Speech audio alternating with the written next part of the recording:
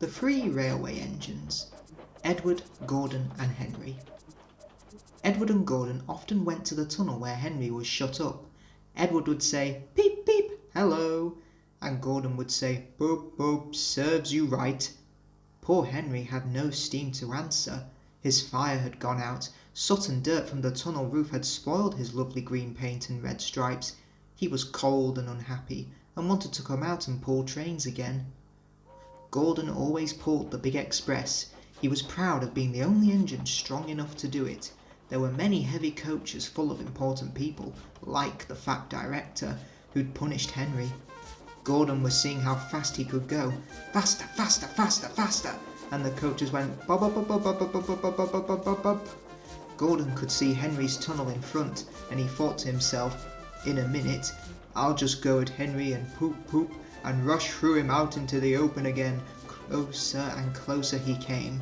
He was almost there when whoosh! Oh dear! Oh, what has happened? Gordon was in a cloud of steam and going slower and slower. Shh! His driver stopped the train. "Oh, what has happened to me? Oh, I feel so weak." And the driver said, "You burst your safety valve. You can't pull the train anymore." Oh dear, and we were going so nicely too. Look, Henry's laughing at me. Gordon made a face at Henry and blew smoke at him. Everybody got out and came to see Gordon. The fat director said, Yes, I never liked these big engines, always going wrong. Send for another engine at once." While the guard went to find one, they uncoupled Gordon and ran him onto a siding out of the way. The only engine left in the shed was Edward. "Edward, Gordon isn't feeling very well. Will you come and pull his coaches for him?" "Well, I'll try." Gordon saw Edward coming. "Oh, he's no use. Edward can't pull the train." Edward puffed and pulled and pulled and puffed, but he couldn't move the heavy coaches. "I told you so." "Why not let Henry try?" And the fat director said, "All right, I will. Henry, will you help pull this train?" And Henry was delighted. "Oh, certainly." So Gordon's driver and fireman lit his fire, some plate layers broke down the wall and put back the rails, and when he had steam up, Henry puffed out. He was dirty, his boiler was black and he was covered with cobwebs.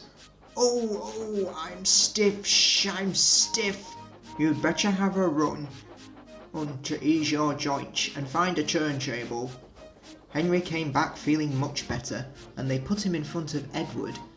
Edward said, "I'm ready." "Shh." "So am I," said Henry. "Pull hard, we'll do it. Pull hard, we'll do it." The heavy coaches jerked and began to move slowly at first, then faster and faster.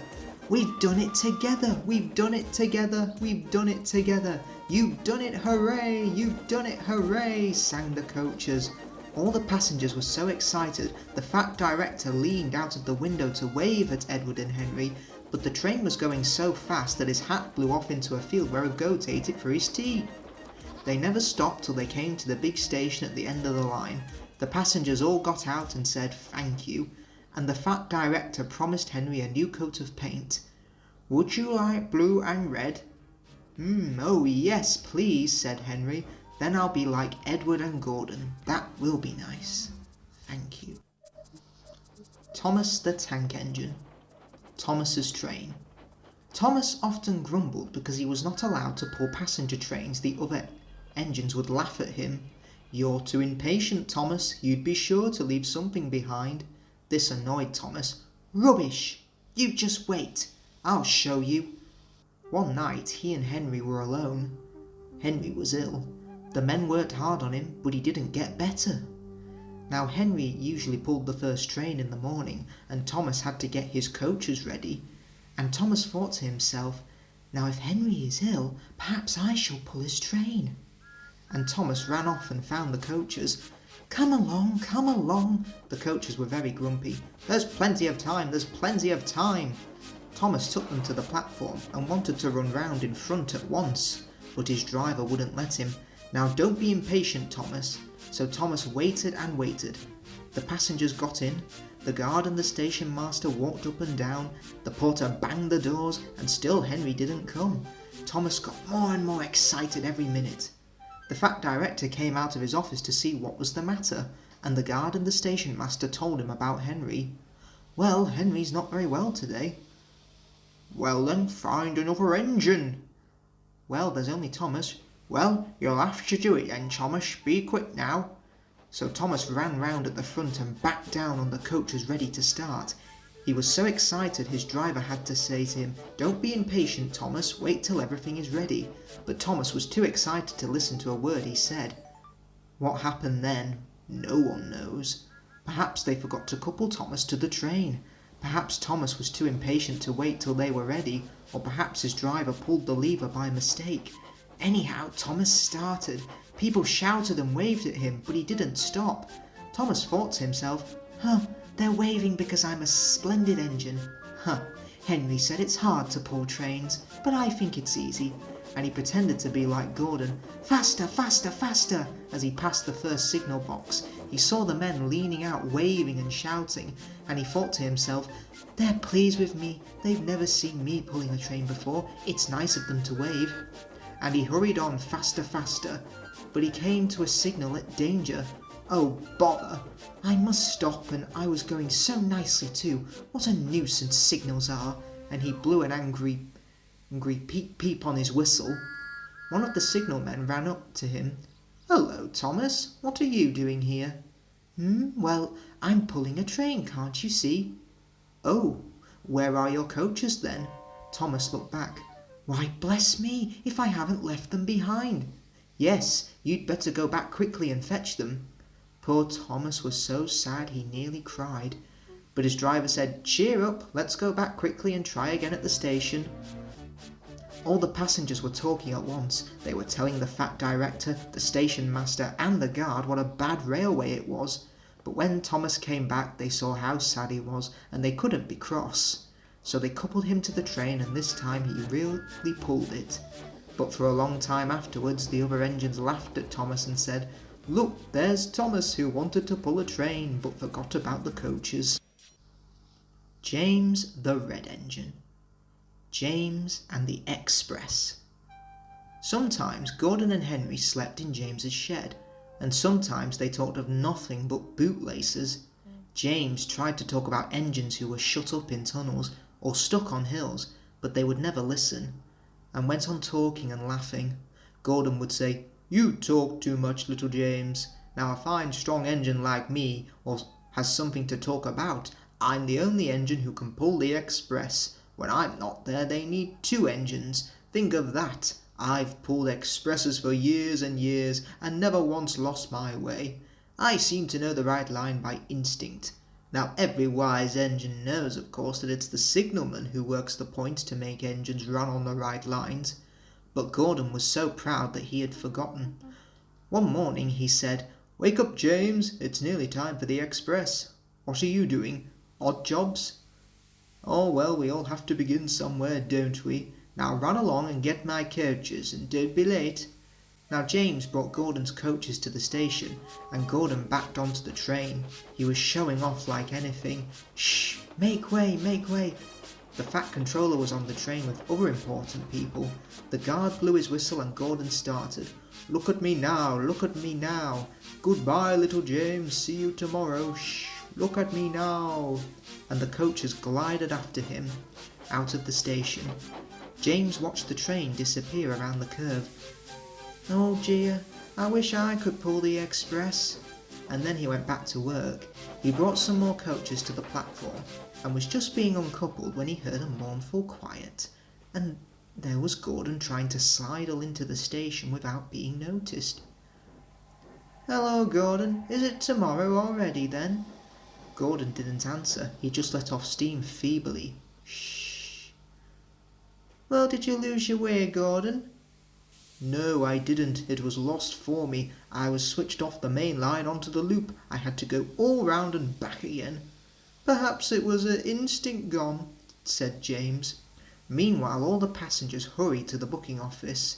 "We want our money back. Yes, we want our money back." Everyone was making such a noise that the fat controller climbed onto a trolley and blew the guard's whistle.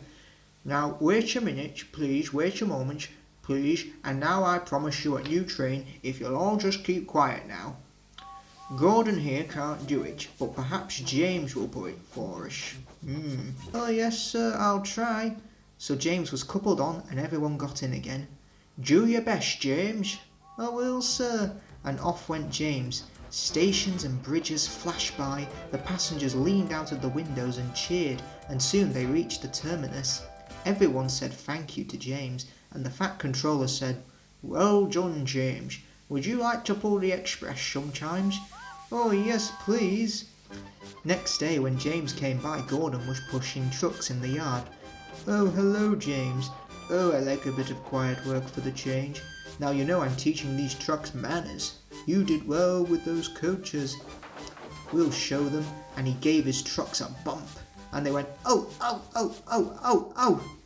James and Gordon are now good friends. James sometimes takes the express to give Gordon a rest. Gordon never talks about bootlaces, and James never talks about getting stuck on hills.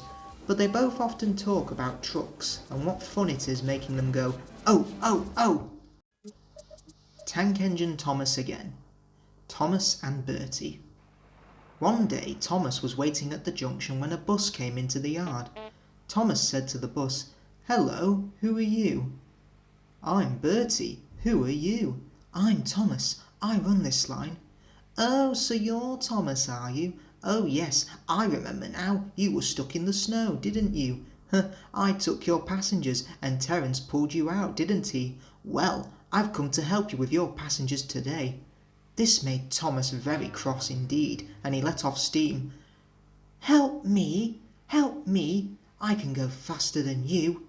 "You can't." "I can." "You can't." "I can." "All right, I'll race you." The drivers agreed. The station master said, "Right, are you ready? Steady, go!" And they were off. Thomas could never go fast at first, and Bertie drew in front. Thomas was running well, but he didn't hurry. Annie and Clarabelle were rather anxious. "Why don't you go fast? Why don't you go fast? Hey, why don't you go fast?" But Thomas said, "Shh, wait and see, wait and see, shh, wait and see, shh, wait and see. He's a long way ahead, he's a long way ahead." But Thomas didn't mind. He remembered the level crossing. There was Bertie fuming at the gates, while they sailed gaily through. "Ha ha, goodbye, Bertie." The road left the railway and went through a village, so they couldn't see Bertie. They stopped the station and Thomas called out, "Shh, quickly, quickly please, quickly please." Everybody got out quickly, and the guard was sold, and off they went.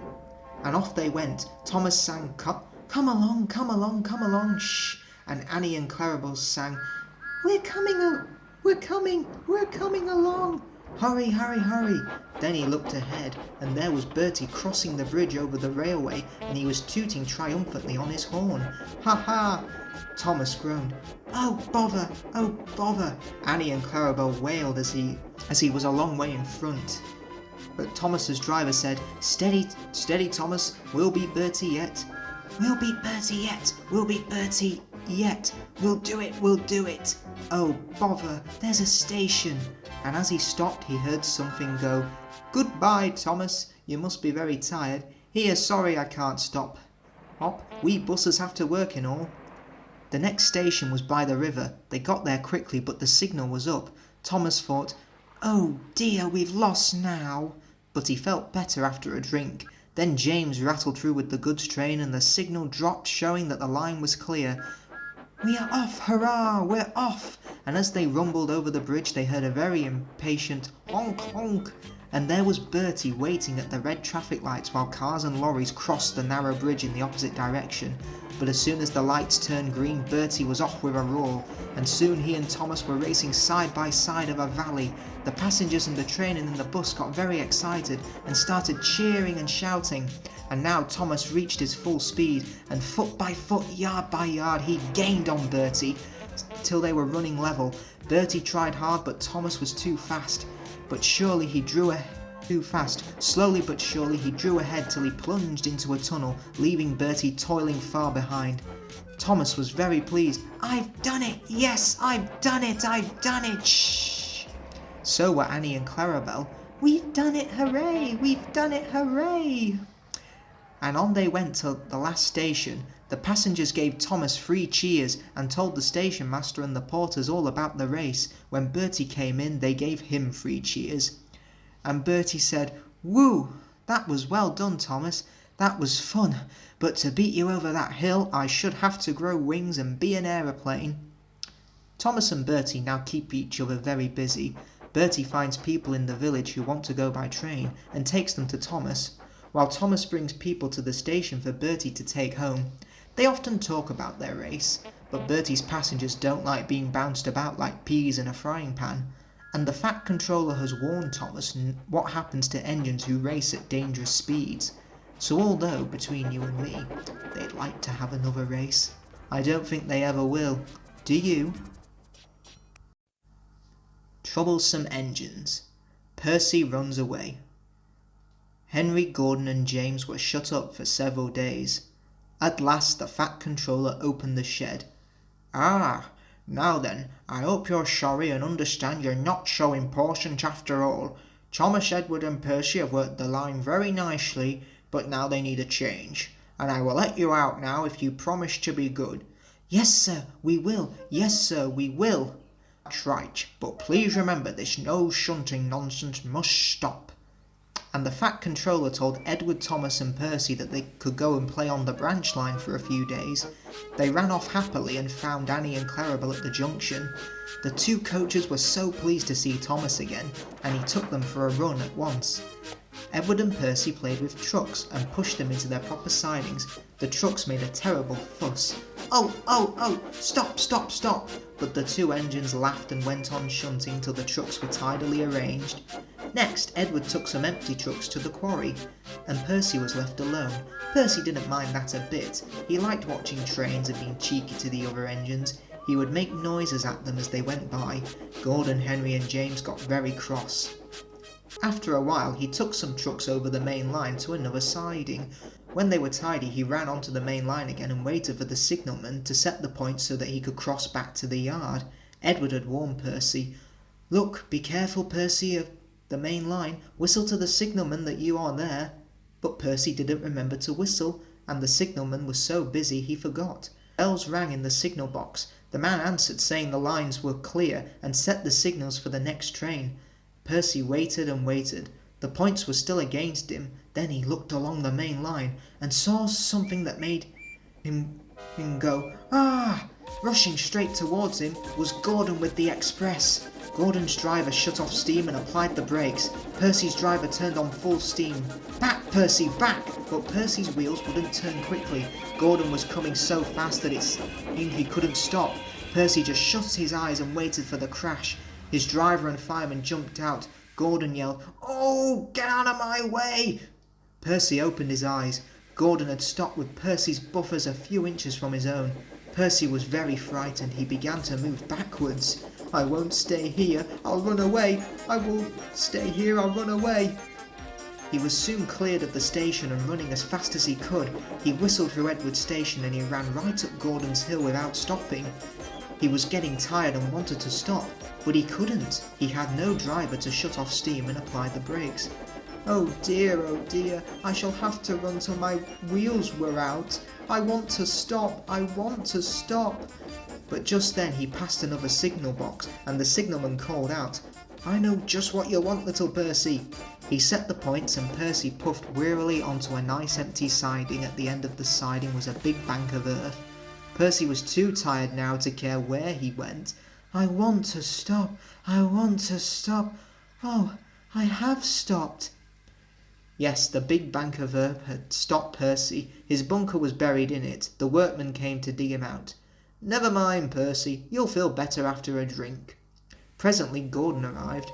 "Oh, well done, Percy. You know you started so quickly that you stopped a nasty accident." "I'm sorry I was cheeky, Gordon. You were clever to stop." Percy now works in the yard and finds coaches for the trains. He's still cheeky because he is that sort of engine, but he's always most careful when he goes on the main line. Henry the Green Engine, the Flying Kipper. Lots of ships use the harbour at the big station by the sea. The passenger ships have spotless paint and shining brass. Other ships, though smaller and dirtier, are important too. They take coal, machinery and other things abroad and bring back meat, timber and things we need. Fishing boats also come there. They unload their fish on the quay. Some of it is sent to the shops in the town, and some of it goes in a special train to other places far away. The railwaymen call this train the Flying Kipper. One winter evening, Henry's driver said, "We'll be out early tomorrow, Henry. We've got to take the Flying Kipper. Now don't tell Gordon, but I think that if we pull the Kipper nicely, the Fat Controller will let us pull the express." Henry was very excited. "Oh, I say, shh, that will be lovely." He was ready at 5 o'clock. There was snow and frost. Men hustled and shouted, loading the vans with crates of fish. The last door banged, the guard showed his green lamp, and Henry started off, but his wheels slipped on the icy rails. Henry got cross with the vans. Come on, don't be silly, come on." The van shuddered and groaned. All right, that is better. And the train began to gather speed. Clouds of smoke and steam poured from Henry's funnel into the cold air, and when his fireman put on more coal, the fire's light shone brightly on the snow around Henry. He went faster and faster. Hurry! They pushed under bridges and clattered through stations, green signal lights showing as they passed. They were going well. The light grew better, but then a yellow signal appeared ahead. Henry thought a distant signal up, that means caution. Henry's driver shut off the steam and prepared to stop, but the home signal was down, and he said, "All clear," and they'd gone away. They couldn't know the points from the main line to the siding were frozen, and that the signal had been set at danger, but a fall of snow had forced it down. A goods train was waiting in the siding to let the Flying Kipper pass. The driver and the fireman were drinking cocoa in the brake van. The guard pulled out his watch and he said, "You know, the Flying Kipper is due." The fireman said, "Who cares about the Flying Kipper? This is good cocoa." The driver got up and said, "Come on, fireman, back to our engine." "Oh, I haven't finished my cocoa." Then suddenly there was a terrible crash. The brake van broke. The three men shot in the air like jacks in the box and landed in the snow outside. Henry's driver and fireman had jumped clear before the crash. The fireman fell headfirst into a heap of snow, and he kicked his legs about so much the driver couldn't pull him out. Henry was sprawled over on his side. He looked very surprised. "Oh, what's happened?" The goods train fireman was very cross. He waved his empty mug in the air. "You clumsy great engine, the best cup of cocoa I've ever had, and you bump into me and spill it." The driver said, "Never mind your cocoa, run and telephone the breakdown gang." The gang soon cleared the line, but they had hard work lifting Henry onto the rails. The Fat Controller came to see him. "Well, Henry, what have you got to say for yourself?" "The signal was down, sir. Honestly, it was." "Cheer up, Henry, it wasn't your fault. Ice and snow caused the accident. I'm sending you to Crewe, a fine place for sick engines. They'll give you a new shape and a larger firebox, and then you'll feel a different engine and you won't need special coal anymore. Now won't that be nice?" Yes, sir, yes." Henry liked being at Crewe, but he was glad to come home. A crowd of people waited to see him arrive in his new shape, and he looked so splendid and strong that they gave him 3 cheers. And Henry said, "Thank you, thank you, thank you." Toby the Tram Engine. Toby and the Stout Gentleman. Toby is a tram engine. He is short and sturdy, he has cow catchers and side plates, and he doesn't look like a steam engine at all. He takes trucks from farms and factories to the main line, and the big engines take them to London. And elsewhere his tram line runs along roads and through fields and villages. Toby rings his bell cheerfully to everyone he meets. He has a coach called Henrietta, who has seen better days. She complains because she has few passengers.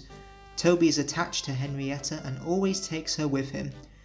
As he says, "Well, you never know, she might come in useful one day." But Henrietta is never very happy. It's not fair at all. Just look at all those buses full of passengers and I've got not known. I remember the day when I used to be full of passengers. and have 9 tracks following behind me, but now there are only 3 or 4. Yes, it was sad, because now the farms and factories send their goods mostly by lorry. Toby is always careful on the road. The cars, buses and lorries often have accidents. Toby hasn't had an accident for years, but the buses are crowded and Henrietta is empty. It puzzles Toby. I can't understand it. I can't understand it. People came to see Toby, and they come by the bus and stare at him and laugh and say, "Oh, isn't he great? Oh yes." They make Toby cross. One day a car stopped close by and a little boy jumped out and called to his sister, "Come on, Bridget, come on, Bridget, come on," and together they ran across to Toby. 2 ladies and a stout gentleman followed. The gentleman looked important, but nice. The children ran back. "Oh, come on, grandfather! Oh, come, grandfather! Do look at this engine!" And seizing his hands, they almost dragged him along. The stout gentleman said, "Well, well, well, that's a tram engine, Stephen, a tram engine." "Oh, may we go in it, grandfather, please? Oh, may we go in it, please?" "Oh, very well, all right." And the stout gentleman and his family went for a ride to the junction. There they waited for Toby to take them back to their car, and the stout gentleman said to Toby, "By the way, what is your name?" "Oh, Toby, sir." "Oh, Toby, is it? Well, thank you very much for a very nice ride." "Thank you, sir. Thank you very much indeed, sir." And Toby said to himself, "Now this gentleman is a gentleman who knows how to speak to engines." The children came every day for a fortnight. Sometimes they rode with the guard, sometimes in empty trucks, and on the last day of all the driver invited them into his cab. All were sorry when they had to go away.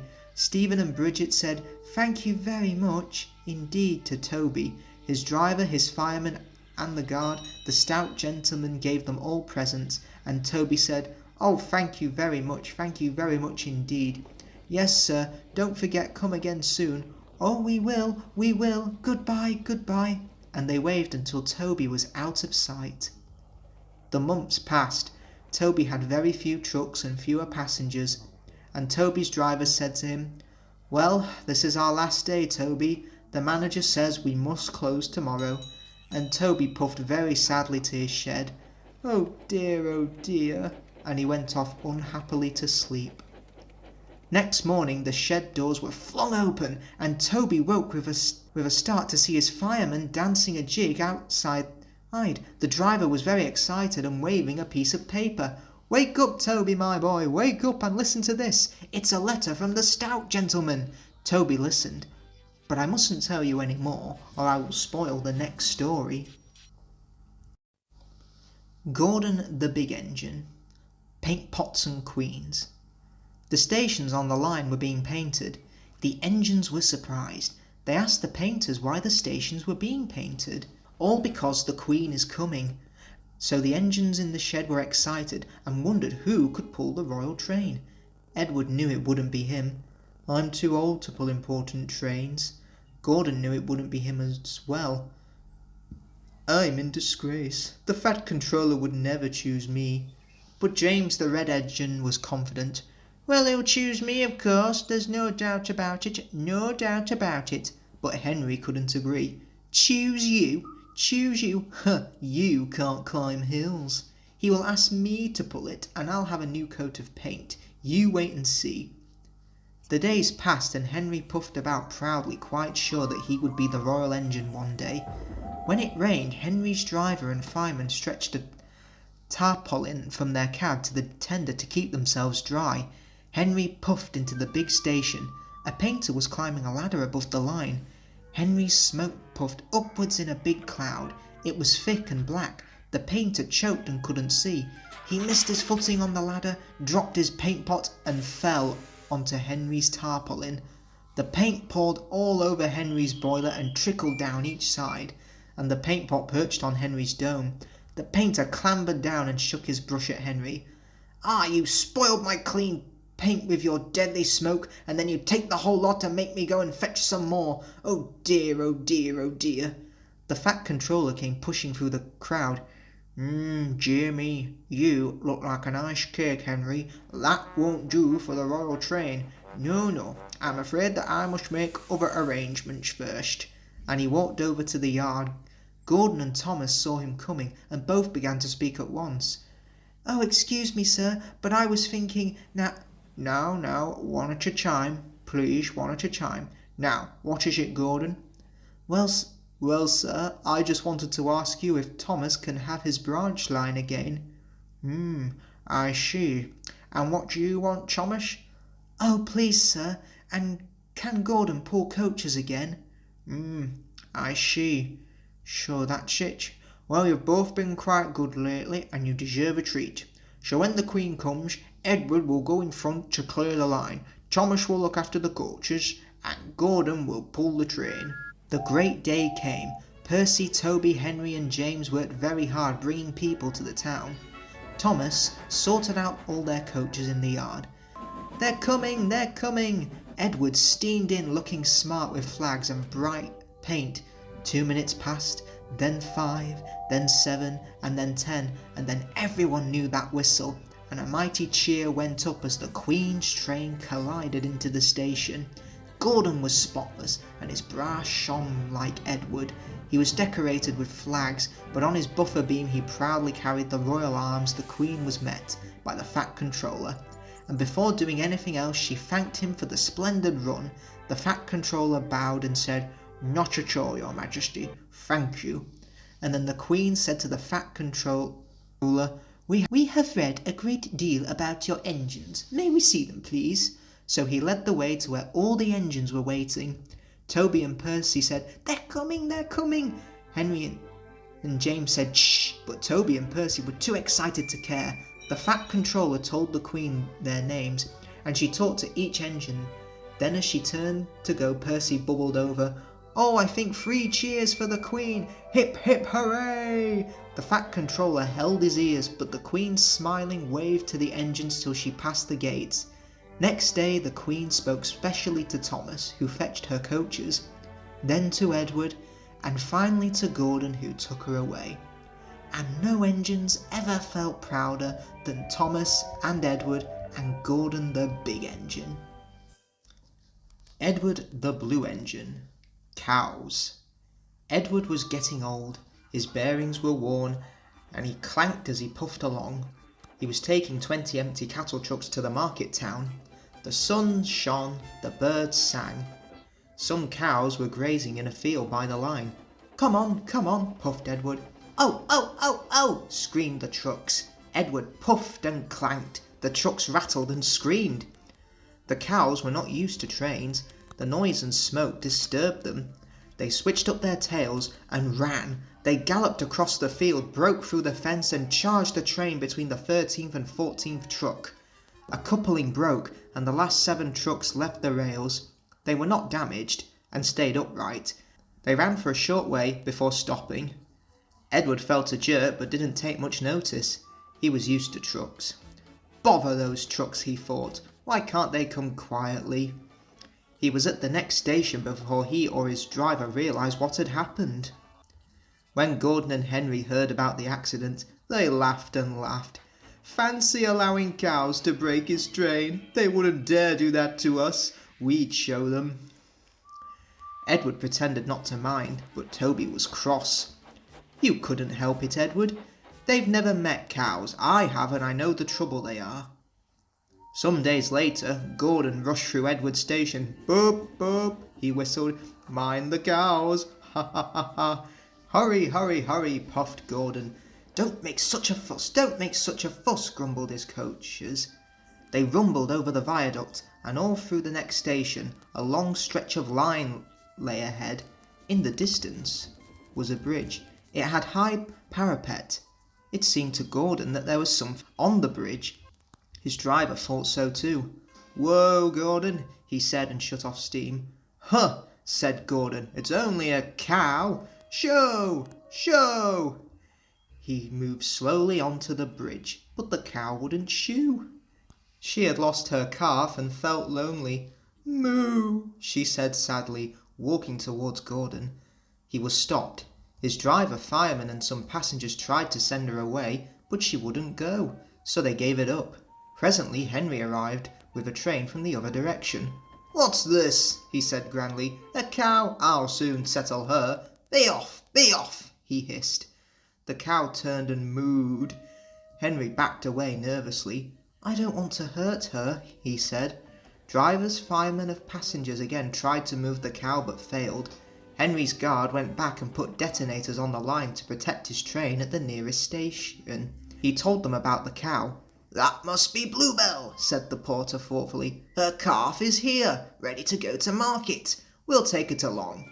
So they unloaded the calf and took it to the bridge. "Moo," wailed the calf. "Moo," bellowed Bluebell. She nuzzled her calf happily, and the porter led them away. The two trains started. "Not a word. Keep it dark," whispered Gordon and Henry to each other as they passed, but the story soon spread. "Well, well, well," chuckled Edward. "Two big engines afraid of a cow?" "Afraid? Rubbish," said Gordon. "We didn't want the poor thing to hurt ourselves by running up against her. We stopped so as not to excite her. You see what I mean, my dear Edward?" "Yes, Gordon," said Edward. Gordon somehow, for Edward saw only too well. 4 little engines. Old Faithful. Sir Handel stayed shut up for several days, but one market day Peter Sam could not work. He needed repairs. Sir Handel was glad to come out. He tried to be kind, but the coaches didn't trust him. They were awkward and rude. He even sang them little songs, but it was no use. It was most unfortunate. Sir Handel had to check suddenly to avoid running over a sheep. "He's bumped us!" screamed the coaches. "Let's pay him out!" The coaches knew that all engines must go carefully at a place near the big station, but they were so cross with Sir Handel that they didn't care what they did. They surged into Sir Handel, making him lurch off the line. Luckily, no one was hurt, but Sir Handel limped sadly to the shed. The Thing Controller inspected the damage. "Oh, no more work for you today," he said. "Bother those coaches. We must take the village people home and fetch the tourists, all without an engine." "What about me, sir?" "Skarloey," he exclaimed. "Can you do it?" "I'll try," answered the old engine. The coaches stood at the platform. Skarloey advanced on them, hissing crossly. "I'm ashamed of you," he scolded. "With such behaviour you might have hurt your passengers on market day." "We're sorry, Skarloey. We didn't think." "We're sorry, Skarloey. We didn't think. It's that Sir Handel." "No tales," said Skarloey firmly. "I won't have it. And don't you dare try tricks on me now." "Of course not, Skarloey," quivered the coaches meekly. Skarloey might be old and have dirty paint, but he was certainly an engine who would stand no nonsense.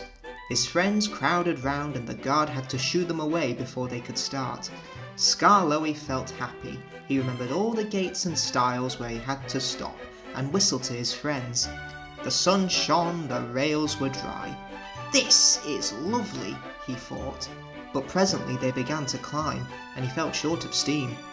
"Oh, bother my tubes," he panted. "Take your time, old boy," soothed his driver. I'll manage," he wheezed, and pausing for breath at the stations, he gallantly struggled along after a rest of the top station. Skarloey was ready to start. "It'll be better downhill," he thought. The coaches ran nicely, but he soon began to feel tired again. His springs were weak and the rail joints jarred his wheels. Then with a crack, a front spring broke, and he stopped. "I feel all crooked," he complained. "That's torn it," said his driver. "We all need a bus now for our passengers." "No," pleaded Skarloey. "I'd be ashamed of a bus to take my passengers. I'll get them home or burst," he promised bravely. The Thing Controller looked at his watch and paced the platform. James and his train waited impatiently till they heard a hoarse peep peep. Then groaning, clanging and clanking, Skarloey crept into sight.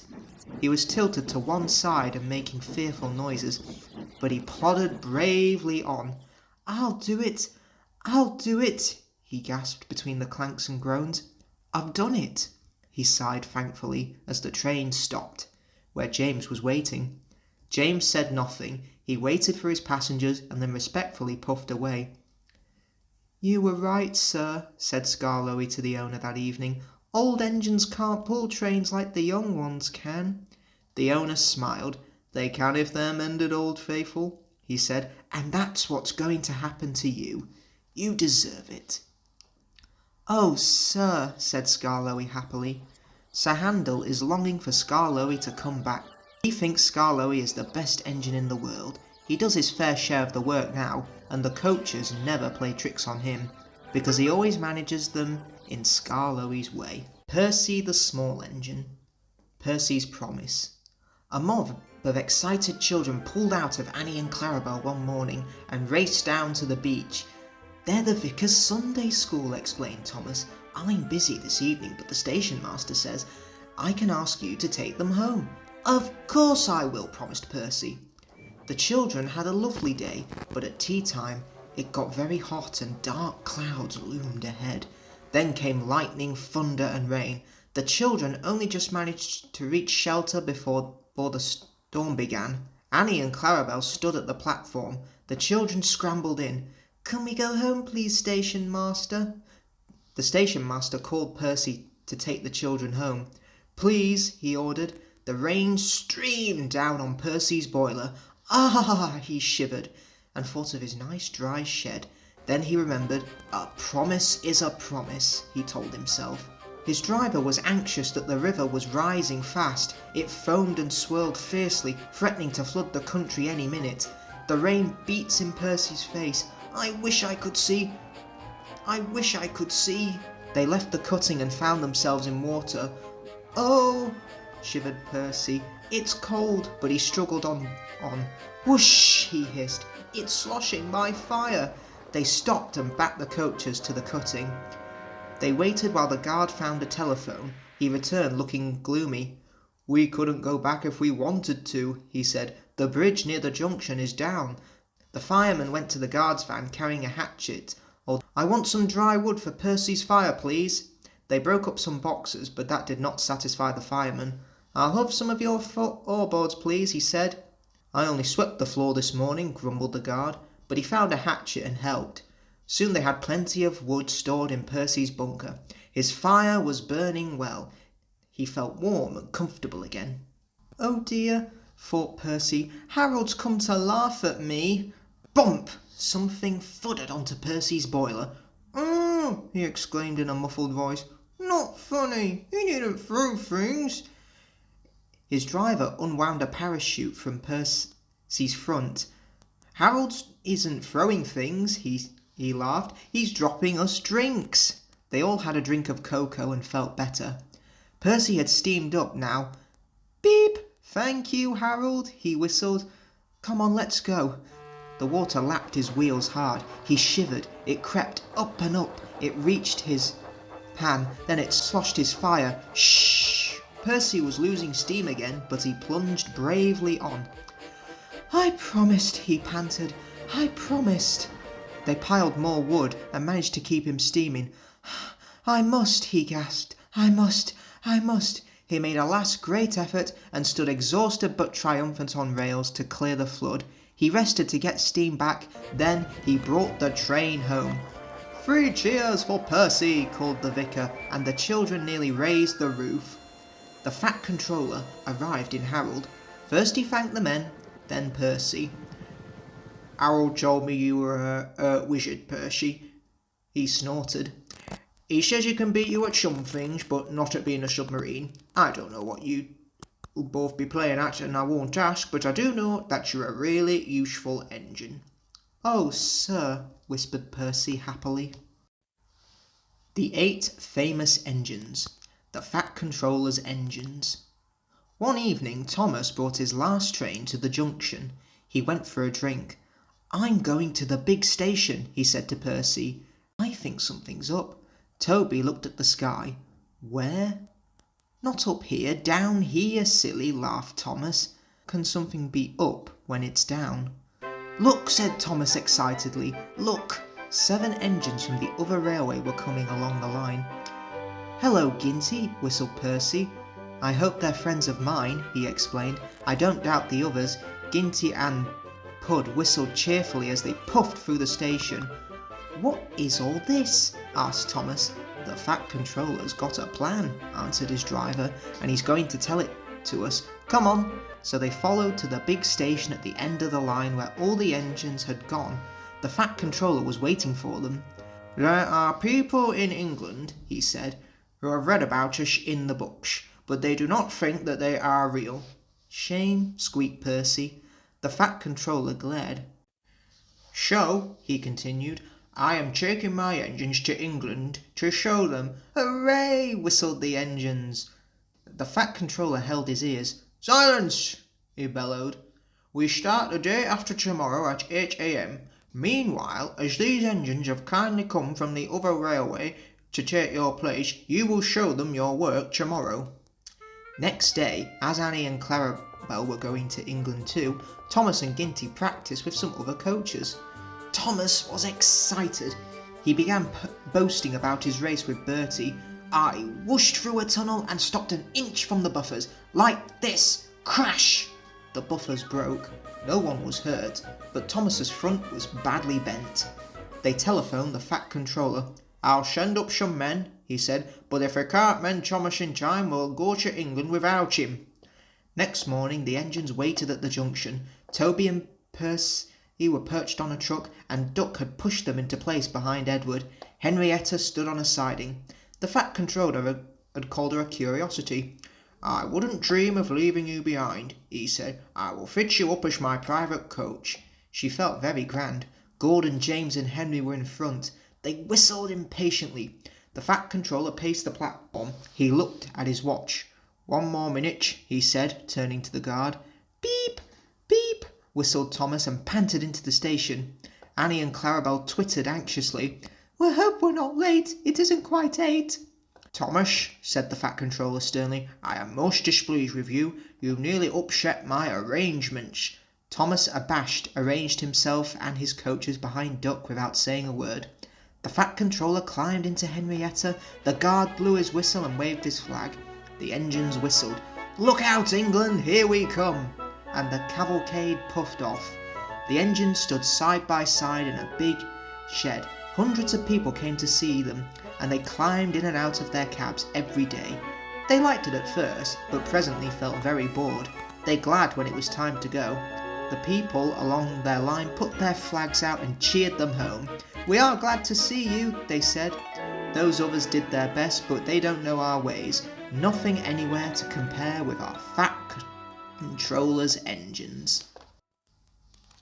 Duck and the Diesel Engine. Pop goes the diesel. City of Toro's visit made Duck very proud of being Great Western. He talked endlessly about it, but he worked hard too and made everything go like clockwork.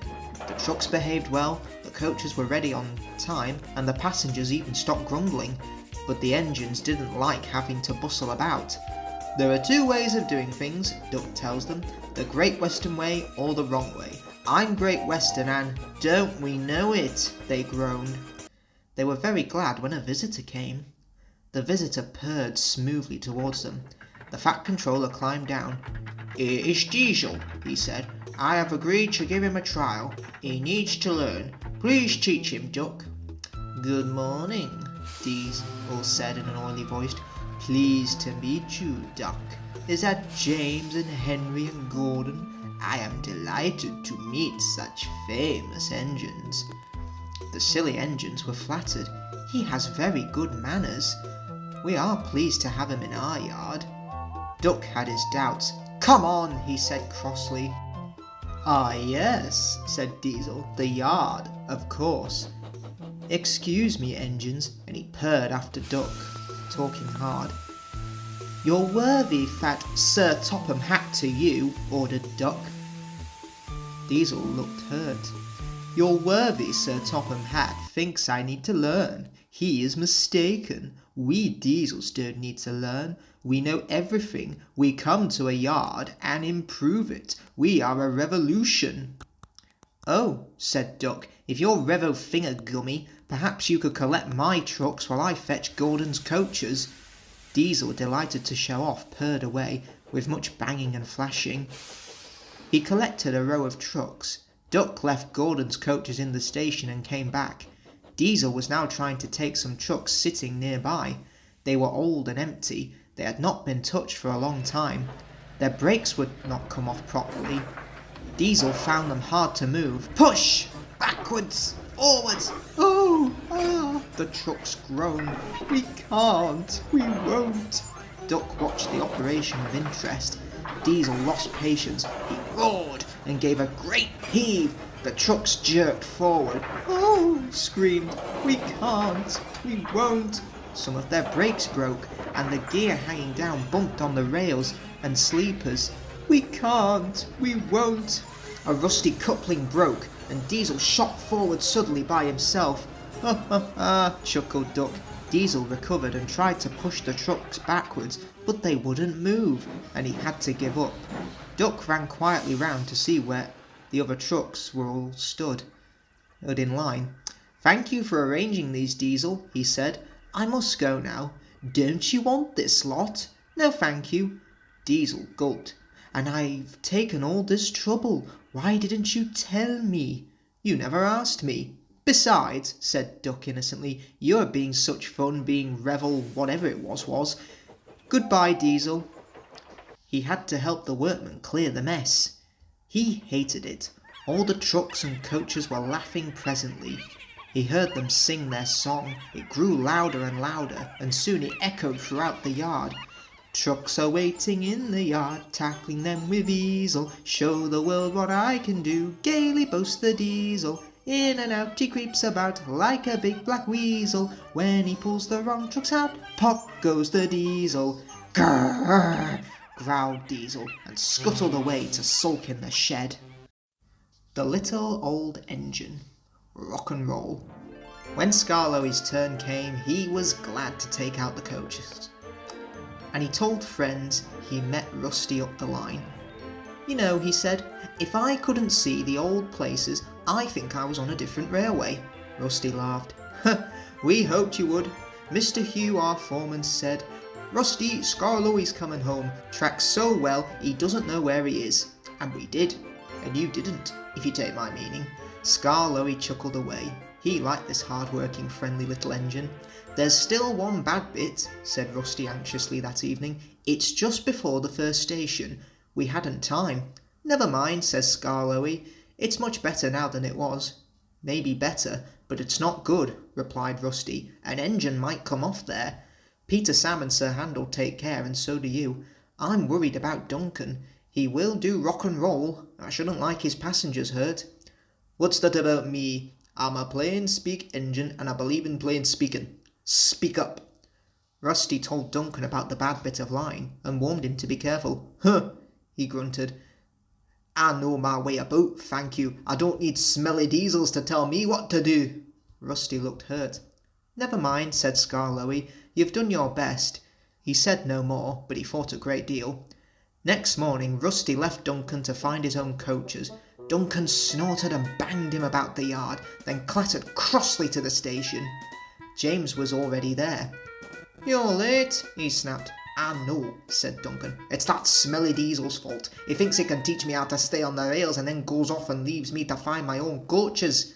"You poor engine," sympathised James. "I know all about Diesels. One crept into our yard and ordered us about.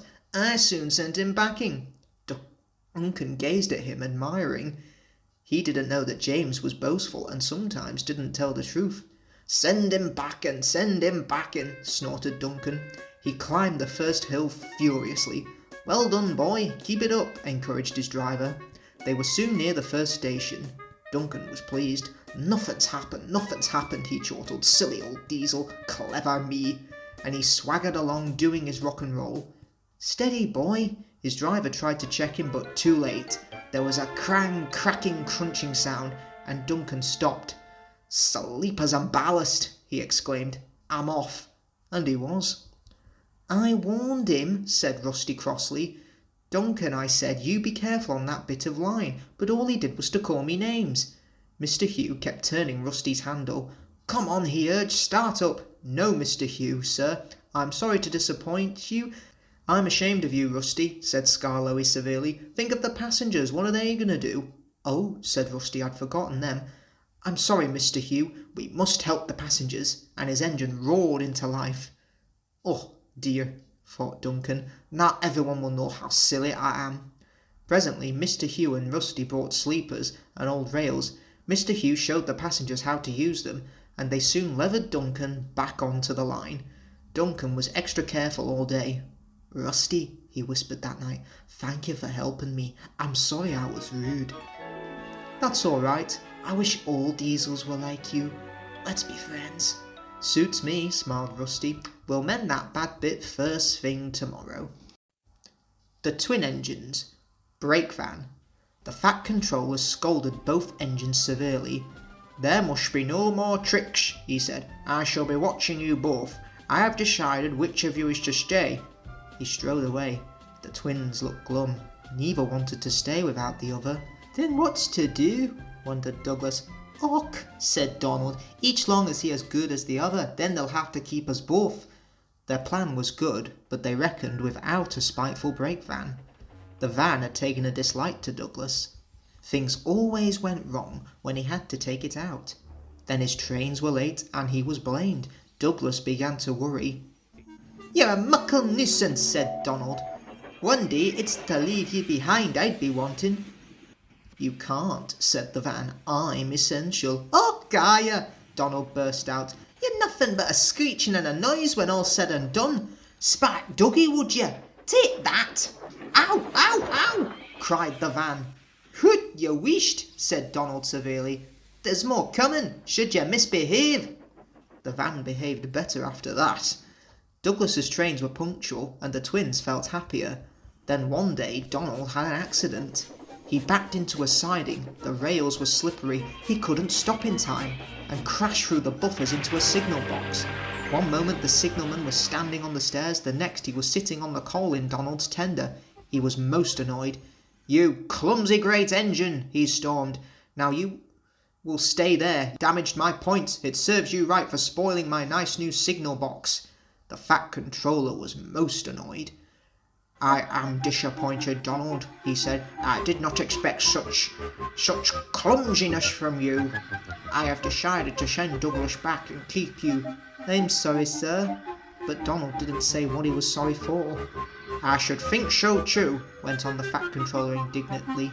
"You've upset my arrangements. This is most inconvenient now. James will have to help with the goods work, while you have your tender mended. James won't like that." The Fat Controller was right. James grumbled dreadfully. "Anyone would think," said Douglas, "that Donald had his accident on purpose. I hear tell he went on about an engine and some tar wagons." Gordon and Henry chuckled. "Shut up," said James. "It's not funny." "Well, well, well," said Douglas innocently. "Surely, James, it wasn't a you. You didna say." James didn't say. He was salty next morning. He wouldn't steam properly. When at last he did, he bumped the trucks hard. "He's cross," sniggered the spiteful brake van. "We'll make him crosser still." "Hold back," whispered the van. "Hold back," giggled the trucks to each other. James did his best, but was exhausted when they reached Edward Station. Luckily, Douglas was there. "Help me up the hill, please," panted James. "These trucks are playing tricks." "We'll show them," said Douglas. Come on, come on, come on," puffed James crossly. Get moving, you," puffed Douglas from behind. Slowly but surely, the snorting engines forced the trucks up the hill, but James was losing steam. I can't do it," he panted. Leave it to me," shouted Douglas. He pushed and he pressed, so furiously a spark slipped from his funnel. "Ooh, groaned the van. "I wish I'd never thought of this." It was squeezed between Douglas and the trucks. "Come on, go on," it screamed, but they took no notice. The guard was anxious. "Go steady," he yelled at Douglas. "The van's breaking." It was too late, but the guard jumped as the van collapsed. He landed safely on the side of the line. "I might have known it'll be Douglas." "I'm sorry, sir. Maybe I was clumsy, but I wouldn't be beaten by young Trixie Van." "I see," said the Fat Controller. Edward brought workmen to clear the mess. Douglas was grand, sir, he said. James had no steam left, but Douglas worked hard enough for free. I heard him from my yard. True would have been enough, said the fat controller dryly. I want to be fair, Douglas, as he went on. I admire your admiration, but I don't know. I really don't know. He turned and walked thoughtfully away. Branch line engines. Bullseyes. Toby the tram engine has cow catchers and side plates. They help to prevent animals getting hurt if they stray onto the line. Daisy thought they were silly, she said. Toby was afraid of getting hurt himself. I'm not, said Toby indignantly. You are. I've not got stupid cow catchers, but I'm not frightened. I just toot and it all goes away. But they don't, said Toby simply. They would with me. Animals always run if you toot and look 'em in the eye. Even bulls. Even bulls, said Daisy confidently. Daisy had never met a bull, but she went away quite unconcerned. At the level crossing, cars waited behind gates to let her pass. She tooted at a farm crossing, and a horse and cart halted while she went by. She said, it's easy, I just toot and they all stand aside. Poor little Toby, I'm sorry he's frightened. At the next station, a policeman was waiting. There's a bull on the line, he warned them. Please drive along towards the farmer. Daisy was excited. Now, she thought, I'll show Toby how to manage. Champion wasn't really a fierce bull, but this morning he was cross. They had driven him away before he'd finished breakfast and tried to put him in a cattle float. They pulled him and pushed him, but he wouldn't go. He broke away and trotted down the road. He saw a fence, jumped it and slithered down a slope. Champion was surprised. This was a new kind of field. It had a brown track at the bottom, but there was plenty of grass on each side, and he was still hungry. Oh, she tooted Daisy. Go on. Champion was too busy to pay any attention. Oh, said Daisy again. Champion went on eating. This is all wrong, thought Daisy. How can I look him in the eye if he won't turn around? At last Champion turned around and noticed Daisy. He said, and wondered what Daisy was. Said Daisy feebly.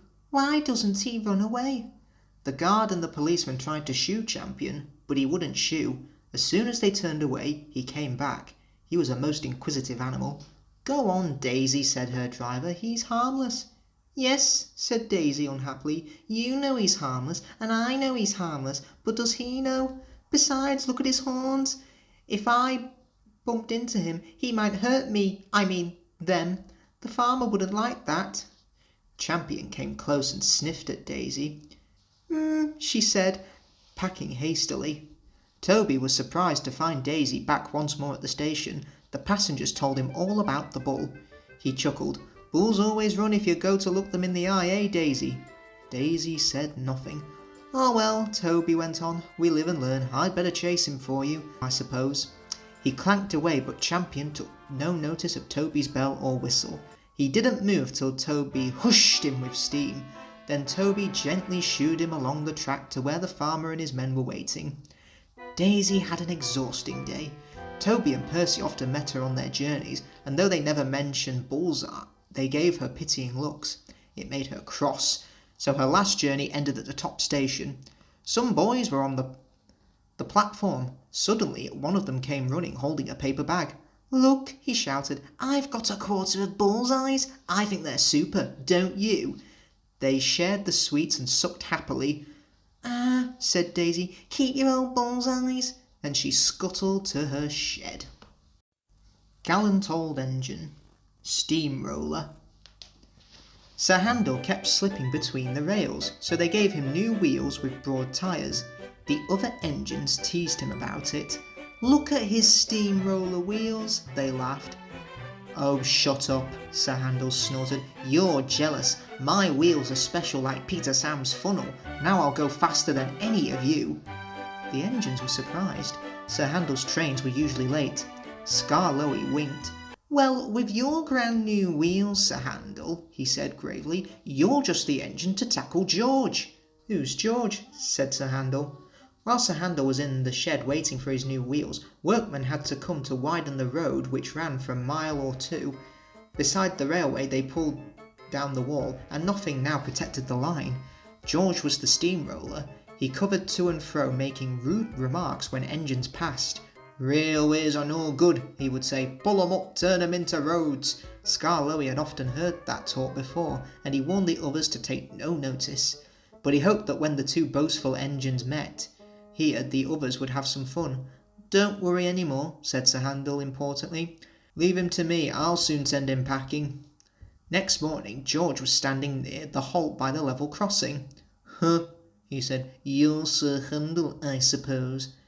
"And you, I suppose, are George. Yes, I've heard of you." "And I've heard of you. You swank around with your steamroller wheels, pretending you're as good as me." "Actually," said Sir Handel sweetly, "I'm better. Goodbye." He puffed away. George chuffered on, fuming. One afternoon Sir Handel had to bring a special load down after the last train had gone. When he reached the road, he saw George trundling home. George took no notice. He crumbled along close to the track. There was barely room to pass. Sir Handel crept cautiously alongside. "Get out of my way, you great clumsy road hog," he hissed.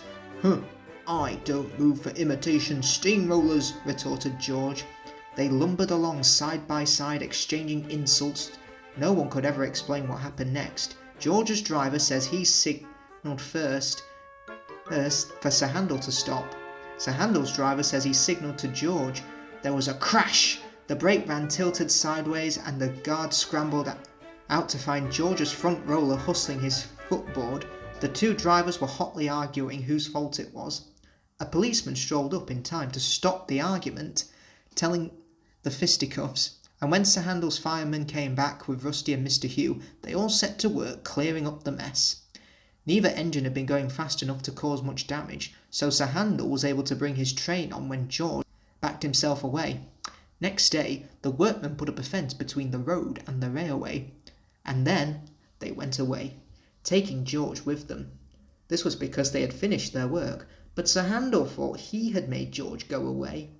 He was more conceited than ever, and talked at nothing but steamrollers. "Oh dear," whispered Skarloey one evening. "He's worse than ever. I'm sorry my plan was no good." "Never mind," said Rusty. "We'll think of something else." But they had no need to do that. Some boys came and asked Mr. Hugh if they could look at the engines. Almost at once one called out, "Look, here's Sir Handel. He raced a steamroller last week. The roller nearly beat him to it. It was the most exciting thing." Sir Handel never mentions steamrollers now. Stepney the Bluebell engine. Train stops play. "You are very lucky engines," said Stepney. "Your branch has got everything. It's long enough to give you a good run, and you have plenty of passengers. Then you've a quarry and a mine and some factories, so you need plenty of trucks." "Trucks are fun," he went on wistfully. "I've missed them on our line." Percy looked surprised. "You're welcome to take mine," he said this morning. So they asked permission and then went off to collect the trucks. Toby and Thomas gaped in wonderment. Stepney took his trucks to the harbour, picked up a load of empties and started back on the way. They were stopped by a signal near a cricket field where a match had just started. They settled down to watch.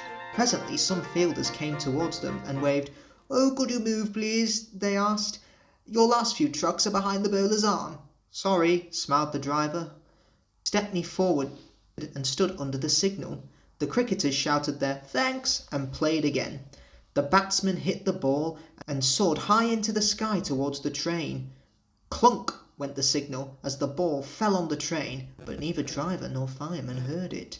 They were too busy. "Stop!" yelled the fielders, but Stepney didn't hear them. Come along," he puffed to the trucks and left the frantic fielders. "Our one and only ball!" cried the players. 4 of them piled into an ancient car. "Wake up, Caroline!" Caroline coughed crossly and reluctantly came to life, and they rolled out onto the road. Stepney wasn't hurrying. He had just crossed the river when Caroline soon came up behind him. "Toot, toot," she wailed. Road and rail ran side by side. The cricketers waved and shouted, but they were too far away for the fireman to recognise them or hear clearly what they said. "If those jokers want a race," the driver said, "they can have one." He advanced his regulator and Stepney drew ahead. Caroline wasn't happy at all. She rattled along at twice her usual speed. "Master shouldn't treat me like this," she grumbled. "This pace is too hot for my system. It'll fuse all my circuits." "Hurrah!" she exclaimed. "That silly train has run into a hole and we can't catch it. I can go home now." But she couldn't. Caroline nearly boiled with fury when the master made her climb a steep hill and run down to the station on the other side. Caroline arrived just as Stepney had shunted the trucks. His crew going off duty, the cricketers explained what had happened. The driver and fireman were surprised. The ball was nestled under some straw in the third truck from the van. "We're sorry," said the driver. "Oh, never mind, you couldn't help it. Now we'd best get back quickly." "That's just it," said the driver. "You'll never be quitting. Caroline, she looks worn out." "Wait a minute," he went on. "I've got a plan." The driver spoke to the station master and the signalman, and they rolled Caroline onto a flat truck with a brake van coupled behind. The cricketers got in, and Stepney pulled the train back to the playing field in no time.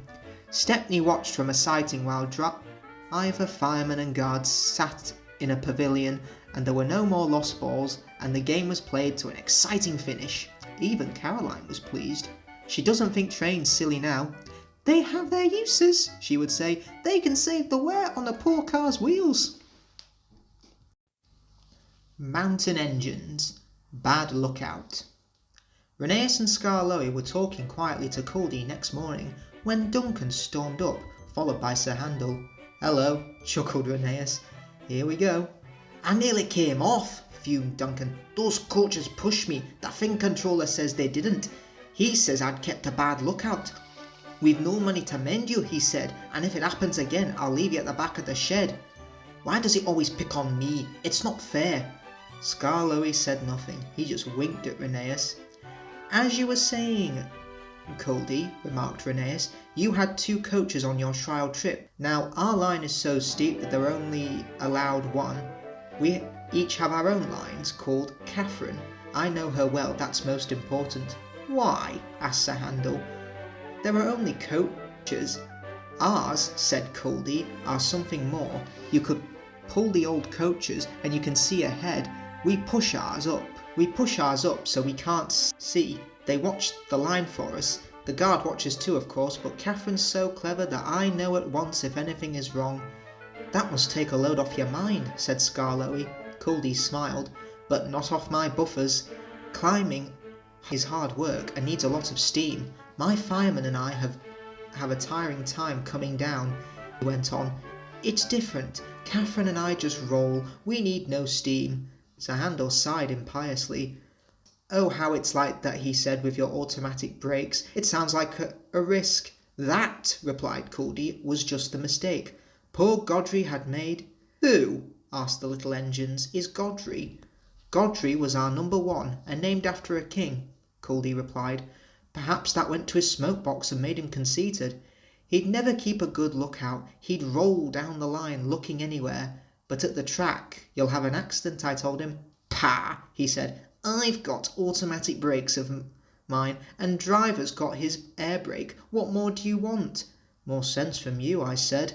'No engine can stop at once if he isn't ready to obey his driver's controls. The first thing a young engine learns,' agreed Skarloey. Godred never learnt since his driver and fireman and the manager all spoke to him. They even took him to pieces to see if anything was wrong. He still went on in the same old way. One day I was going up and waited at a station for Godred coming down to pass me. As I waited, so it happened, one moment he was on the track, the next his driver and fireman jumped clear as he rolled over. No one was hurt. His coach stayed on the rails and the guard braked her to a stop. They brought Godred home next day. 'We've no money to mend you,' said our manager, 'so you'll go to the back of the shed.' As time went on, poor Godred got smaller and smaller till nothing was left." "Well, what happened?" asked Duncan anxiously. "It's not nice to talk about," said Culdee. "But what happened? Why isn't it our nice drivers use Godred's parts to mend us?" answered Culdee mournfully. Sir Handel and Duncan were unusually silent long after Culdee had gone home. Neither Skarloey nor Rheneas ever mentioned that Culdee had made the story up. Very old engines. Duck and Dukes. "But I keep telling you," said Duck, "there are no Dukes. They were fine and stately, but they've all been scrapped." Peter Sam goggled in horror. "This is dreadful," he wailed. "The Fin Controller said the owner said the Duke said he was coming to a centenary to open our extension round at length, and now he's scrapped, and Skarloey and Rheneas's birthday is spoiled. Oh dear, oh dear." He hustled away with his empty coaches to tell the bad news. "I think," said Skarloey, "the Duck was pulling your wheels." "No, Skarloey, he was quite serious." "He always jokes like that," chuckled Skarloey, but no one agreed, and he argued so loudly that the Fin Controller came to stop the noise. They told him about Duck, but he paid no attention. "Odd notes are for his nonsense now," he snapped.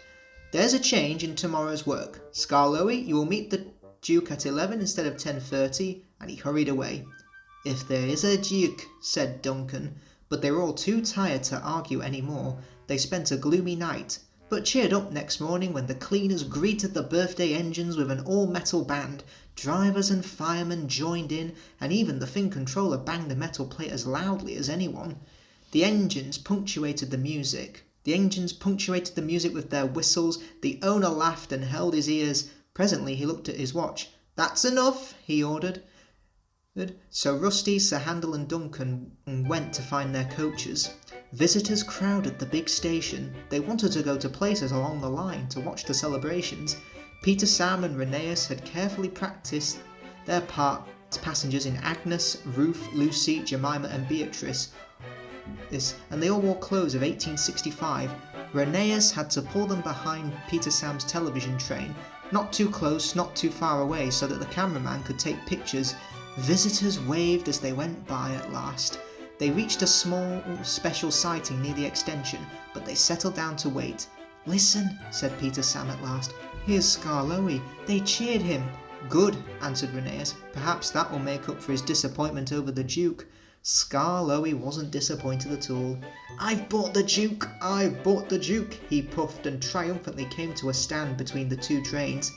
A distinguished-looking man who stepped out climbed into Skarloey's footplate and drove him on the new line round the lake and back again. Then, standing on Skarloey's front buffer beam, he said, "Ladies and gentlemen and engines, I have pleasure in declaring your lovely lakeside loop now open." Peter Sam couldn't bear it any longer. "Excuse me, sir, Duke," he burst out. "Are you real?" There was shocked silence. The Duke just smiled. "Skarloey said you'll be listening to Duck," he answered. "Duck thinks Dukes were Great Western engines, but Dukes are really people. I'm happy to assure you'll be the same, but I am a real live Duke." "I'll give Duck Dukes," muttered Peter Sam, but he was sternly hushed. The Duke turned to the owner. "I congratulate you, sir, on your remarkable railway. It must be a record indeed, having 2 locomotives in regular service and both 100 years old. Long life, then, and good running to Skarloey and Rheneas, your famous old engines." The cheering and clapping died away. "Speech!" shouted someone, and the cry was taken up. "Go on, Rheneas." But the owner, so rather nervously, the old engine began. "Thank you, your grace, and everyone for your kind words. You've given us both a lovely 100th birthday. But your grace, Skarloey and I aren't the only engines we've got. There are twin brothers. Tallinn and Dolgok were built at the same time as us, so they are 100 too, and they're still at work. Their railway is at Tallinn in Wales. Please go and see the big race, and everybody, and wish them many happy returns from Skarloey and Rheneas, their little old twins." Mainline engines. The Diesel. Bill and Ben, the tank engine twins, live at a port on Edward's Line. Each of them has 4 wheels, a tiny chimney and dome, and a small squat cab. They're kept busy pulling trucks for ships in the harbour and engines on the main line.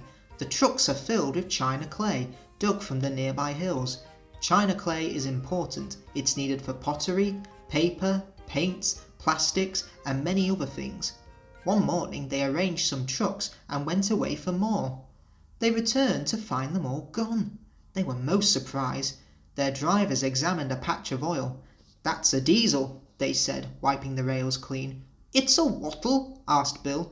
"A diseasel, I think," replied Ben. "There's a notice about them in our shed. I remember. Coughs and sneezels spread diseasels. You had a cough in your smoke box yesterday. Fireman cleaned it up, didn't he?" "Yes, but the dust made him sneeze. So this is your fault that this diseasel came." "It isn't, it is." "Stop arguing, you two," laughed their drivers. "Come on, let's go and rescue our trucks." Bill and Ben were aghast. "But he'll magic us away like he did the trucks." Their drivers laughed. "He won't magic us. We'll more likely magic him." "Listen, he doesn't know that you're twins, so we'll take away your names and numbers, and this is what we'll do." Bill and Ben chuckled with delight. "Come on, let's go," they said. Eagerly creeping into Edward's yard, they found the diesel on a siding with the missing trucks, then hid behind, but Bill went boldly alongside and stood facing the diesel on the points leading out to the main line. The diesel looked up. "Do you mind?" he asked. "Yes," said Bill, "I do. I want my trucks, please." "These are mine," said the diesel. "Go away." Bill pretended to be frightened. "You're a big bully. You'll be sorry." He moved over the points and ran back and hid behind the trucks on the other side. Ben now came forward. The diesel had to stop suddenly. "Truck stealer!" hissed Ben. He ran away and Bill took his place. This went on and on until the diesel's eyes nearly popped out. "Stop, stop," he begged. "You're making me giddy." The two engines gazed at him side by side. He shut his eyes further. "Are there two of you?" he asked. "Yes, we're twins." "I might have known it," he groaned. Just then Edward bustled in. "Bill and Ben, why are you playing here?" "We're not playing," protested Bill. "We're rescuing our trucks," squeaked Ben. "What do you mean? Even you don't come into our yard without asking. You only take the trucks we give you," they both squeaked indignantly. "But this diseasel didn't ask. He just took the lot." "There's no need to be rude," said Edward severely. "This engine is a Metropolitan Vickers Diesel Electric Type 2. The twins were abashed. "We're sorry, Mr. Never mind," he smiled. "Call me Boko. I'm sorry I didn't understand about the trucks." "That's all right then," said Edward. "Off you go, Bill and Ben. Fetch Boko's trucks, then you can take these." The twins scampered away. Edward smiled. "There's no real harm in them, but they're maddening at times." "Maddening," said Boko, "is the word." Very Small Engines. Mike's Whistle. One morning, when he arrived, Duck's whistle was out of order. They had worked late the night before, and his driver and fireman had used it to boil eggs for their supper, but something had gone wrong, and next morning when he wanted to whistle, Duck found he could only make buckling noises. He was upset about it. "Never mind," said his driver, "it must be a bit of an egg which broke. We'll clear it out presently, when we got time. Meanwhile, no one will mind." But Mike was making rude remarks about it. "Psh," said Mike, "it's shocking if engines can't whistle properly. They shouldn't try." "And why do you ask?" "Bert, why do I want to try to whistle? Of course." "Shut up, you're jealous." Mike was proud of his shrill whistle. "Mine's better than yours anyway. Listen," Mike said. "Rex, if I had a whistle like yours, do you know what I'd do?" He paused impressively. "I'd lose it." "The idea!" spluttered Mike. "Whistles are important. Let me tell you, engines without whistles aren't proper engines at all." Mike went redder than ever with his fury. His steam pressure went up suddenly and his safety valves blew off. Whoosh! "Hello," said his driver. "As you're ready first, you'd better take the passengers." "What, and I leave my goods?" "Yes, Bert can do that. We can't have you blowing off in here. Come on, Mike." Mike backed down on the coaches, whooshing angrily. "We're all ready." He started with a rude jerk. "Come on, come on, come on," he puffed. "What's gone into him?" wondered his driver. He don't like coaches, but he's never been as bad as this. Mike whistled loudly. Excuses, they're jealous, he muttered as he budgeted along. Also a milestone, he's in a flaming temper about something, remarked his driver. He was relieved when they reached the end of the station safely. He looked Mike all over, but saw nothing wrong. He tried to soothe him, but Mike still sizzled crossly. It beats me, he said at last. Then soon after he had started back, he heard a thin, persistent tinkle at something loose on his boiler. He thought, I'll take me to the next station, but he never got the chance. It was the cow's fault. She stood on the track busily cropping grass. She took no notice of the train. Mike stopped. He wasn't frightened. He'd met her before. She made him cross. He came slowly forward, whooshing steam. Shoo, shoo, shoo! The cow just flicked her tail and went on eating. Mike felt exacerbated. He cried, whistling, Say, get out of my way, you stupid animal! But he didn't get far. His second peep turned into a tremendous whoosh as his whistle cap shot up like a mighty rocket and landed in a field. Driver and guard started to look for it, but some passengers objected. We can't waste time with whistles, they said. We must catch our train. Mike was dismayed. I mustn't pass boards without whistling. That's orders. Please find it. Sorry, said the passengers. We can't wait. We'll have to whistle for you. That's all. And so it was arranged. Whenever they saw a board, guard, driver and passengers all whistled. They made more noises than Mike ever did and thought it splendid fun. Mike mourned for his lost whistle. Mike hoped his driver would give him a new whistle when they got home, but he was disappointed. I've no spare whistles, said the small controller sternly, so you'll have to wait. It serves you right for being such a crosspatch. Mike worked at the quarries for the rest of the day. It was nearly dark when he reached the shed. What's that? Asked Bert. Mike came in. Shh, whispered Rex. Take no notice. It's an improper engine. Why, improper it looks all right to me. It's got no whistle. Oh dear, said Bert. How shocking. We don't approve of his sort. Do we? Enterprising Engines. Escape.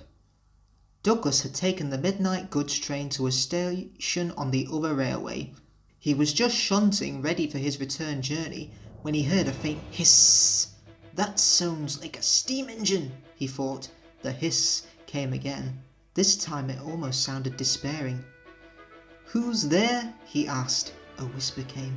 Are you a fat controller's engine? I am proud of it. Thank goodness. I'm Oliver. We're escaping to your railway, but we've run out of coal and I've no more steam. Is it from scrap you're escaping? Yes, then I'll be glad to help you, but we must work fast. Both crews joined in. They took off Oliver's side rods, wrote out transit labels and chalk scrap everywhere. Douglas marshalled Oliver in front of his train. No time to turn around, he panted. I'll run tender first. Beep, beep, yelled a passing diesel. A steamy's escaping. Douglas was puffing firmly on. Take no notice, he counselled, but they were stopped before they could clear the station. The foreman's lamp shone on Oliver. Aha, he exclaimed. A Western engine? His light flickered further. A Western auto coach and a goods brake too. You can't take these. Can we no? Said Douglas's driver. Not at all for us. See for yourself. Oh, his guard showed him the labels and papers. Oliver's crew hiding in the coach hardly dared to breathe.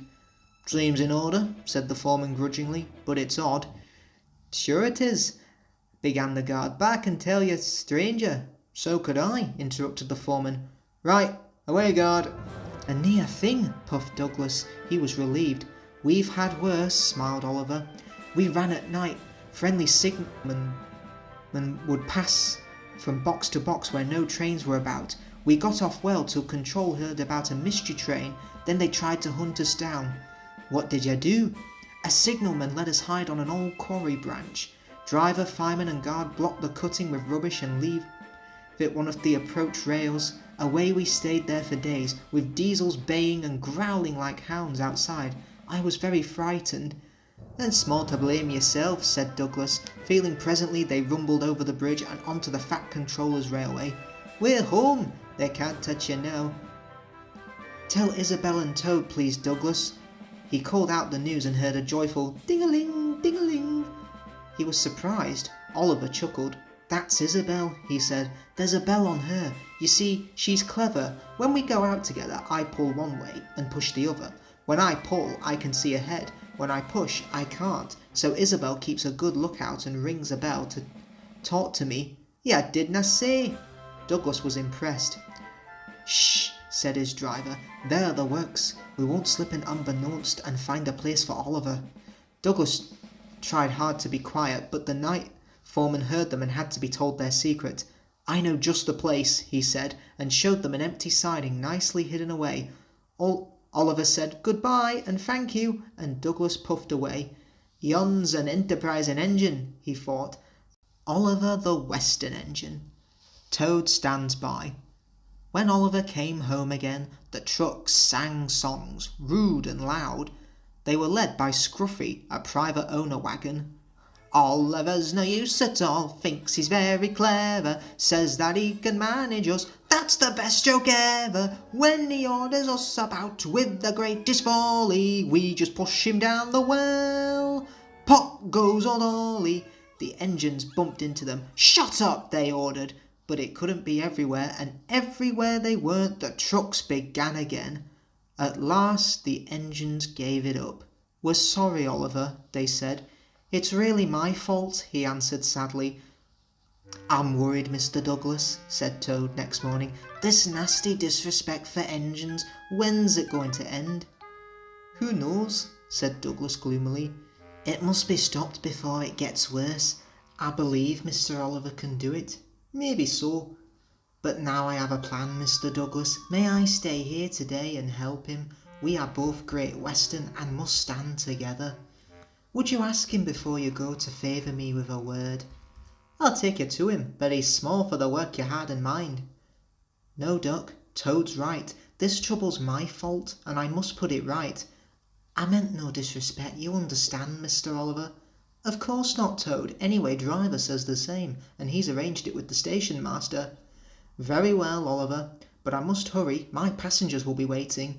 Don't forget Stepney's tip about the sand. Lay it on the rails as you back down and roll it firm with your wheels. You get a splendid grip that way. Good luck. We three will be there to cheer you on while you give those trucks a lesson."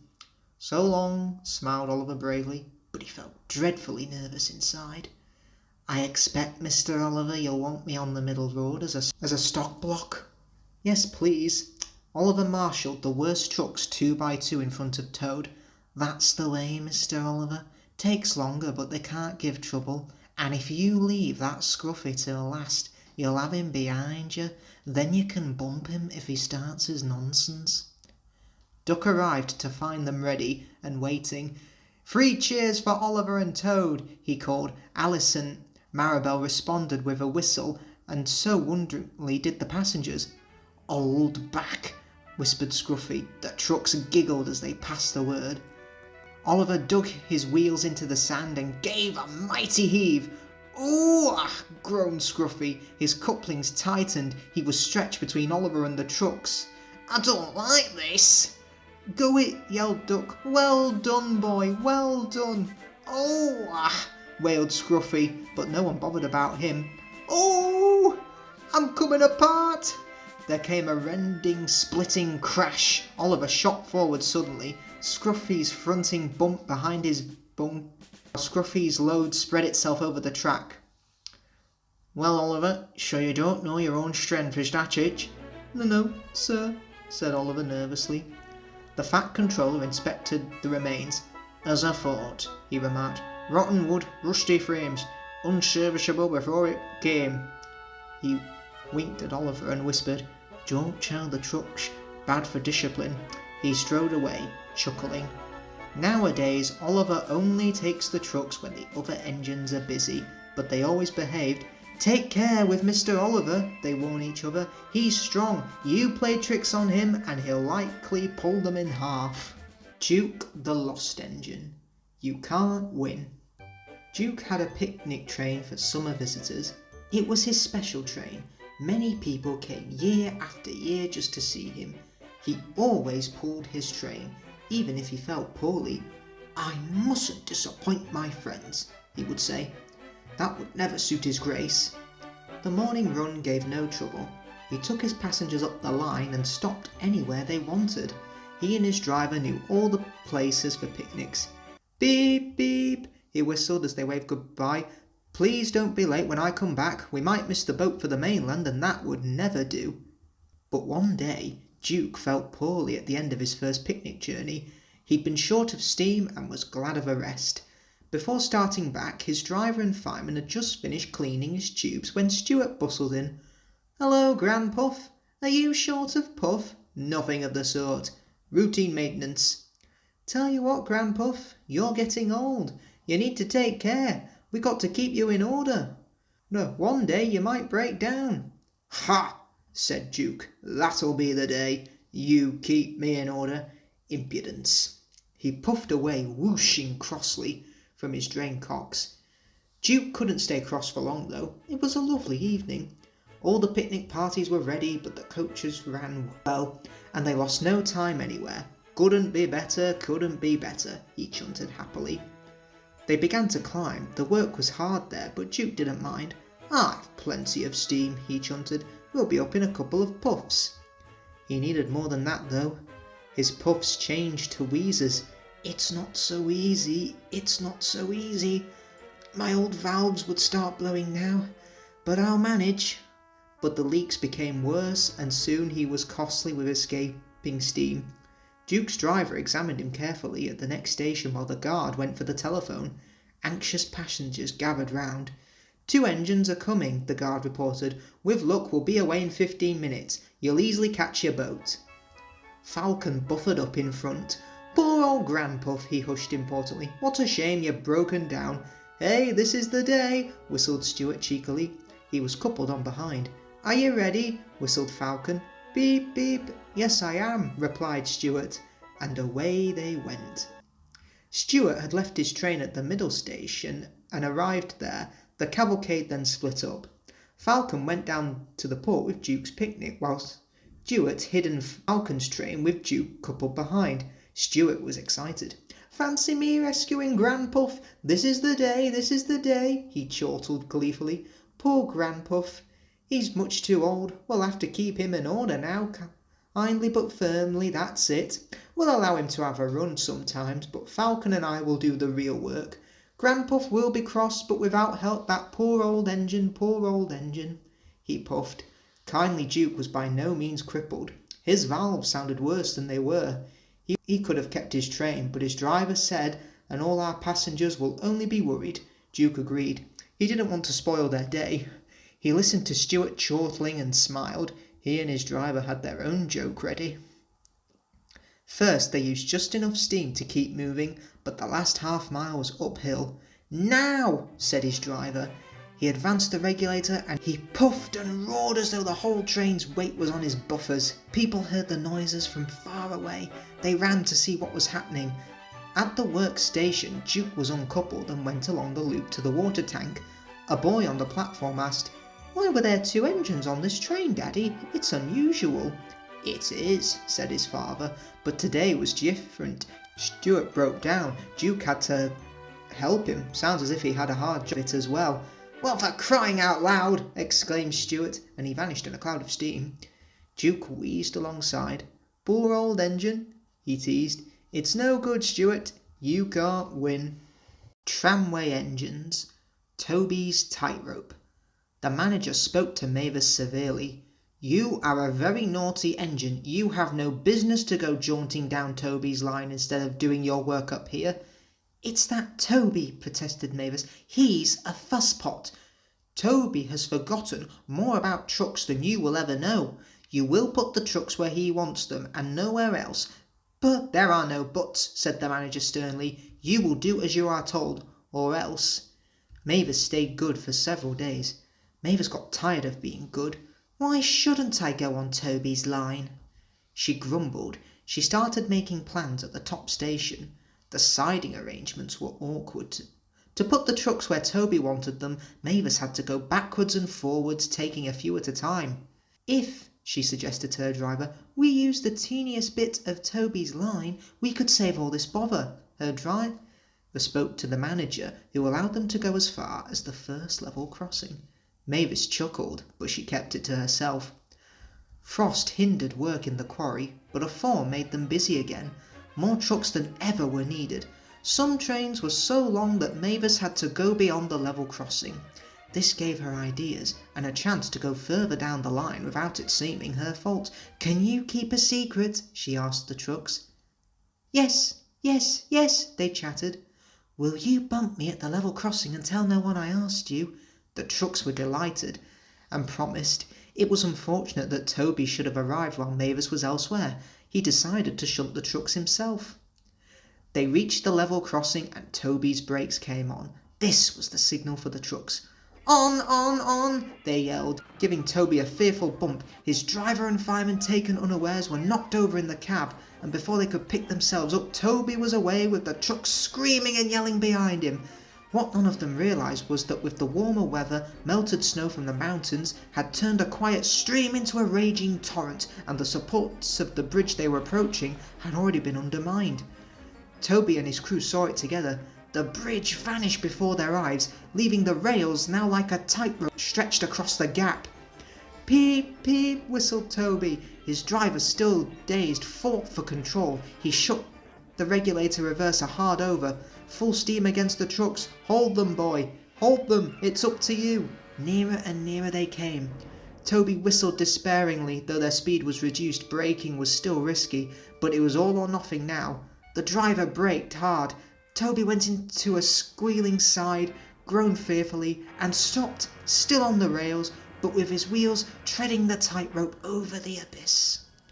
Mavis was horrified. She brought some men, who anchored Toby with ropes while she pulled the trucks away.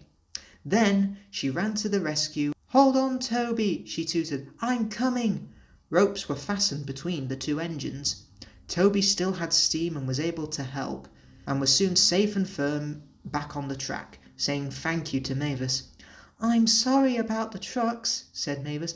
"I can't think how you managed to stop them in time." "Oh well," said Toby, "my drivers told me about circus people who walk tightropes. I just didn't fancy doing it myself." The Fat Controller arrived and thanked the manager and his men for rescuing Toby from his tightrope. "A very smart piece of work," he said. "Mavis, you did well too, I hear." Mavis looked ashamed. It was my fault about those trucks, sir," she faltered. "I don't know if I could—" "Could watch," smiled the Fat Controller. "Come down the line sometime, sir. Toby says you'll show me what to do." "Certainly," said the Fat Controller, "if your manager agrees." And so it was arranged. Mavis is now a welcome visit at Fokker Shed. She's still young and still makes mistakes, but she's never too proud to ask Toby, and Toby always helps her to put things right.